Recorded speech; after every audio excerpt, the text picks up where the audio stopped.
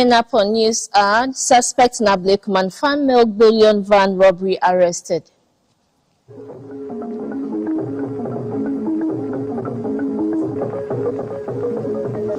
Central Bank announces increase in its gold reserve this year.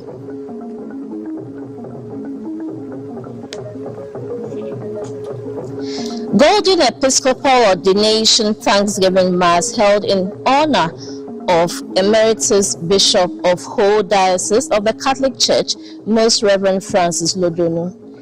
And thousands of residents of La Palma in Canary Islands urged to leave their homes as emergency workers try to bring wildfire under control.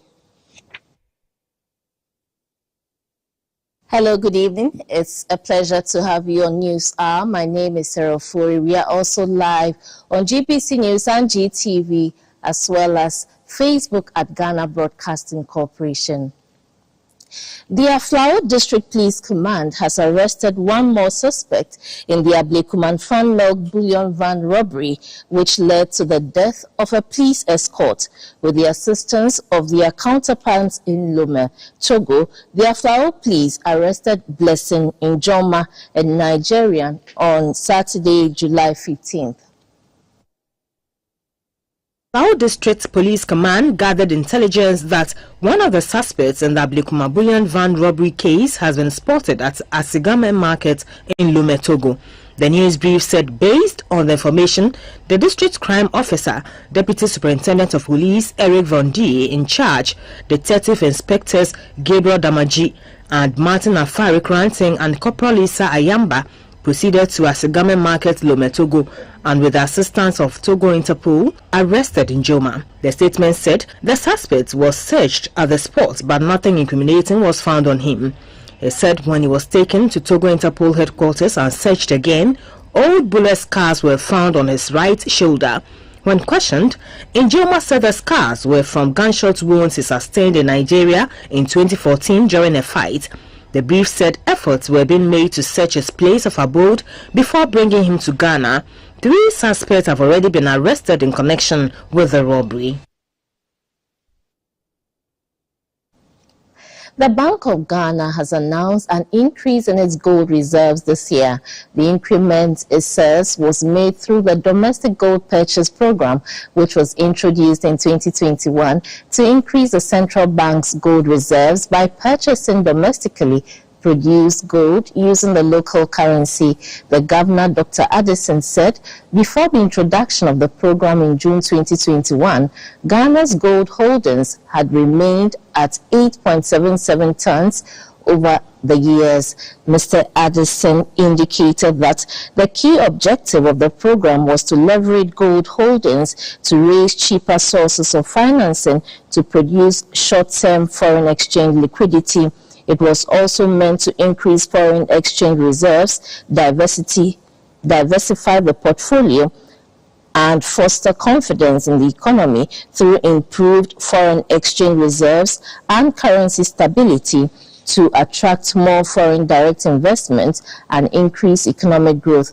The central bank says it aims to double its gold reserves from 8.77 tons to 17.4 tons in 5 years through the DGPP, which was yielding positive results. It says the increase in the gold reserves of the bank provides additional buffer, which would help the economy to withstand future global economic shocks and build resilience and manage the impact of macroeconomic imbalances better. Meanwhile, the 4th Ghana Mining Expo in Takoradi focused on using mining to speed up industrialization. Industry players suggested diversification, value addition, and ensuring significant indigenous participation in the mining sector for economic development. The leading leading gold-producing country in Africa, with its 2022 output exceeding 3.74 million ounces. The Ghana Gold Expo, which is in its fourth year, provides a multi-sectoral platform for the sharing and exchange of ideas on investment opportunities and challenges in the sector, with a view to proffering solutions and strategies towards ensuring accelerated growth for the benefit of all stakeholders. The Minister of Lands and Natural Resources, Mr. Samuel Abujinapo, said the policies being implemented in the mining ecosystem is being done without undermining the interest of investors who are natural partners in the sustainable exploitation of the country's mineral resources for the benefit of all. Governor of the Bank of Ghana, Dr. Ernest Addison, said the gold for oil provided foreign exchange resources to meet petroleum importation and eased price pressures and supported BOG's efforts to reduce high inflation levels. The Western Regional Minister, Mr. Kwabena Ochredaku, said the Expo, which is an initiative of the Regional Coordinating Council and the Gold Expo Foundation, seeks the collaboration of stakeholders to analyze the state of corporate social responsibility of mining companies and their impact on host communities for generational prosperity. The National Health Insurance Authority says it is working to expand the list of ailments covered by the NHIS. Last year, the scheme absorbed the treatment of 4 childhood cancers. On his 2-day working visit to the Upper West region, the Chief Executive of the authority, Dr. Bernard Okoboy, says government is working to make health insurance scheme more effective to relieve Ghanaians of their burdens. But the CEO of the NHIA held discussions with key stakeholders in the implementation of the NHIS and learned at first hand the challenges confronting the scheme in the region.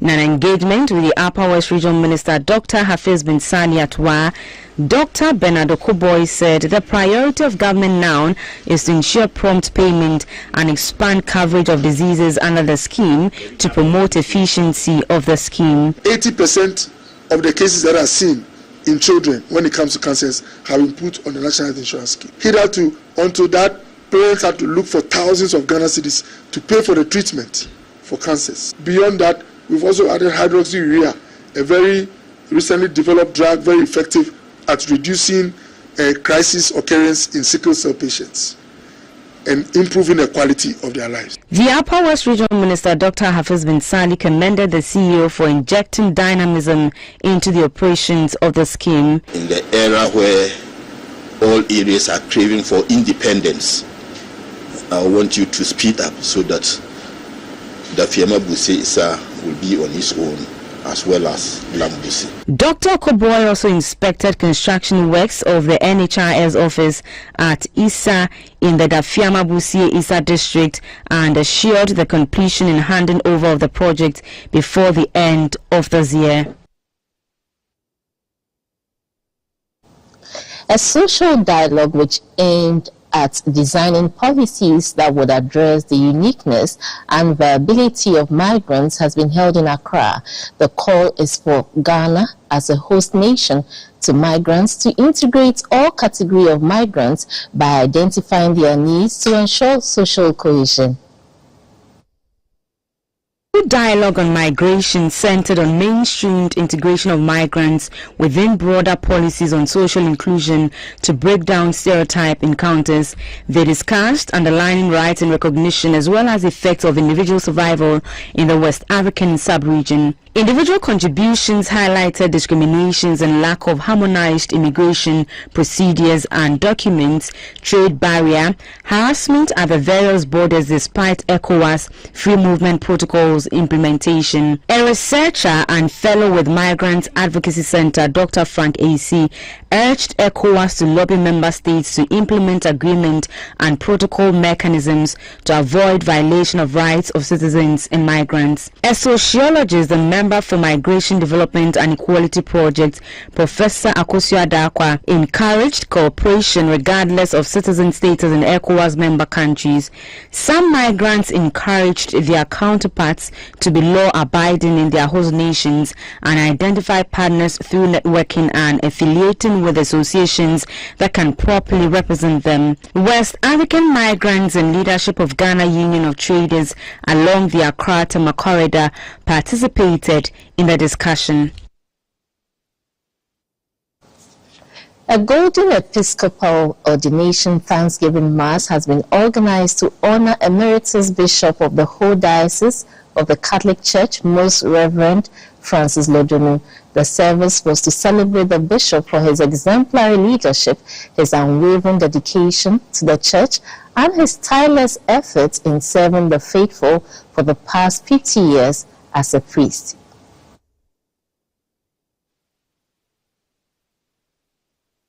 Events which marked a significant milestone in Bishop Lodonu's dedicated service to the church brought together the clergy, Knights of the Order of St. John, government dignitaries and members of the church. Also present were Bishop of the whole Diocese, Bishop Emmanuel Fianu, Bishop Walters Jemfi, and Archbishop Charles Palmer Buckle. Born on November 1937 in the town of Biatabu near Hohoe, Bishop Lodonu's early years were marked by his profound connection to his Catholic upbringing. His education began at Biatabu Roman Catholic School, followed by the Roman Catholic Boys' School at Bibla. After completing his primary education, he continued his studies at the Bishop Herman College in Kpando, where he pursued his second cycle education. Bishop Lodonu's vocation to the priesthood led him to St. Peter's Regional Seminary in Cape Coast, where he studied philosophy and theology from 1958 to 1964. It was on May 18, 1964, that he was ordained as a priest by Bishop Anthony Connings, the same bishop who baptized him as an infant in December 1937. Following his ordination, he assumed the role of assistant parish priest at Whole Sacred Heart Church. Bishop Lodonu took on various appointments and responsibilities, from serving as an assistant headmaster and chaplain at St. Paul Secondary School in Viepe Aplau Denu, to assuming the roles of vice rector and rector of St. Mary's Minor Seminary in Lolobi. He also held positions as rector and headmaster of St. Mary's Seminary Secondary School, where he dedicated himself to shaping the minds and hearts of young students. On June 29, 1973, Bishop Lodonu received the great honor of being consecrated as a bishop in St. Peter's Basilica, Rome, by Pope John Paul. His consecration marked the beginning of his tenure as auxiliary bishop to the Right Reverend Anthony Connings, the Bishop of Keta Diocese. In August 1976, he assumed the role of diocesan bishop of Keta Ho, which involved leading and shepherding the faithful in the Volta region. He played a vital role in the establishment of St. Cecilia Parish in Ho Dome, the acquisition and management of St. Agatha's Commercial College, and the construction of the diocesan secretariat in Ho. His dedication to fostering dialogue and understanding has been exemplified through his involvement in peace negotiations between the Nkonya and Alavajon communities. Bishop Lodonu expressed gratitude to God for seeing him through life's journey and using him as an instrument to facilitate, foster, and champion peace over the decades. He urged Christians to remain steadfast and true to their calling.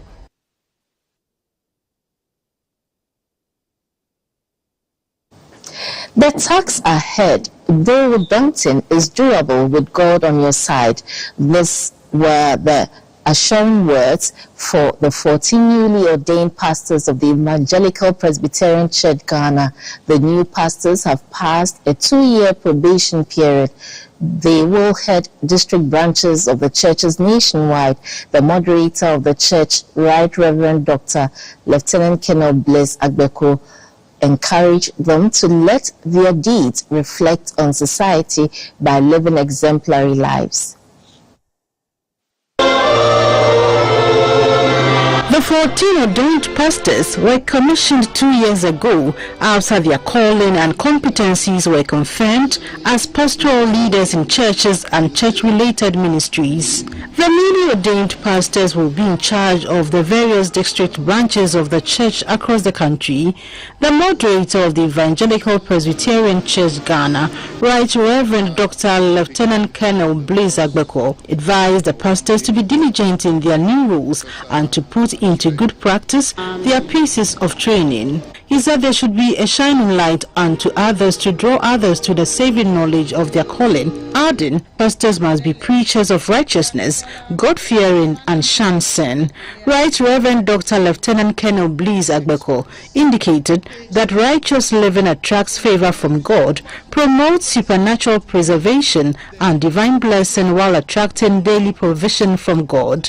Reverend Oliver Soglo, who spoke on behalf of her colleague new pastors, said it was a humbling and reflective moment for them to discharge their new roles and pledge to undertake it diligently. She said they will be proactive to the spiritual, physical, and emotional needs of their members and will be committed to the worship of God, the preaching of the gospel of Jesus Christ, and making of disciples.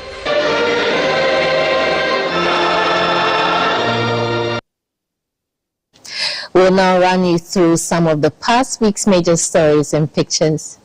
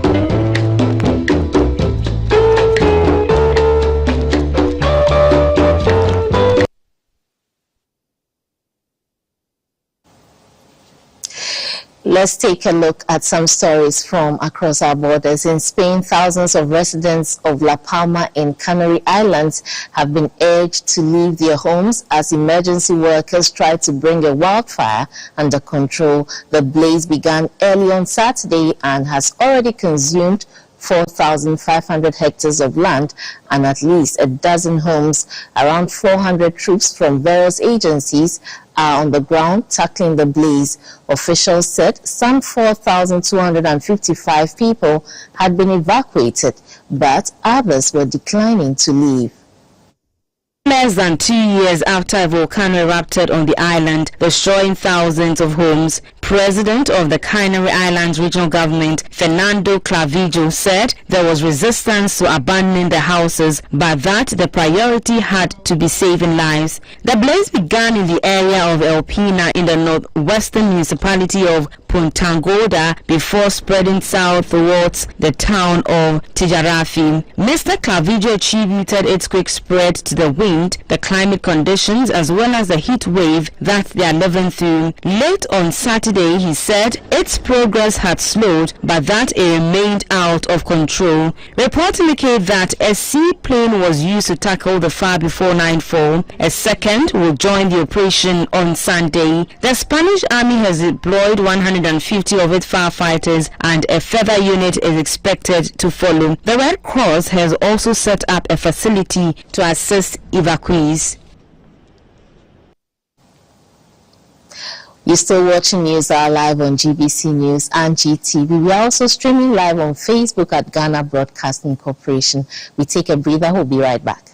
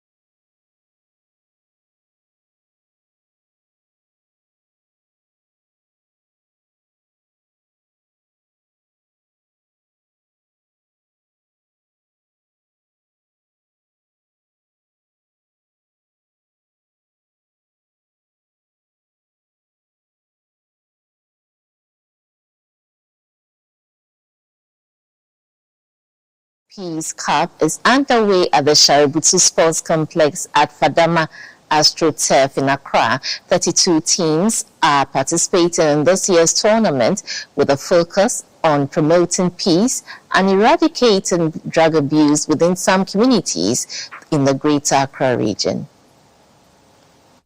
AstroTurf in Accra is the venue for the second edition of the Sakis Peace Cup 2023.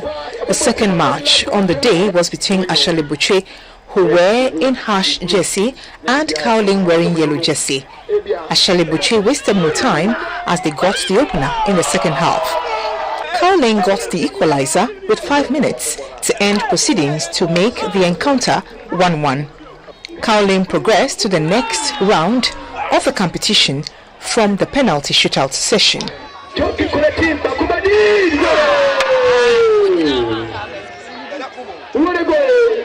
Defending champions Agogo played Mamprobi. Agogo, who were in blue jersey, used their experience to outplay Mamprobi. Agogo got the breakthrough in the first half after Mamprobi goalkeeper fumbled with a cross which zoomed into the net. Agogo took the lead again in the second half. They held on to carry the game by 2-1. The operational manager of the Sakis Peace Cup is Chief Sadat Moro. We are pleading with all the corporate bodies who are willing to support. We still need support, because without support you cannot do anything. Me being the operations director, I pray or I hope everything will be intact with, casualty free. A former assemblywoman from Sabon Zango Madam Jane Oku praised the organizers of the event. We are creating awareness on several things, such as drug abuse, being a peaceful person, tolerating each other, and also keeping fit. Make sure you are healthy. We are coming close to election. We want everybody to have a say in development. Winners in the 2 days championship will be decorated with trophy, medals, cash prize and other souvenirs. Thank you for your time with that. We are back at 10 with News Tonight. Talking Point is up next. Please stay tuned.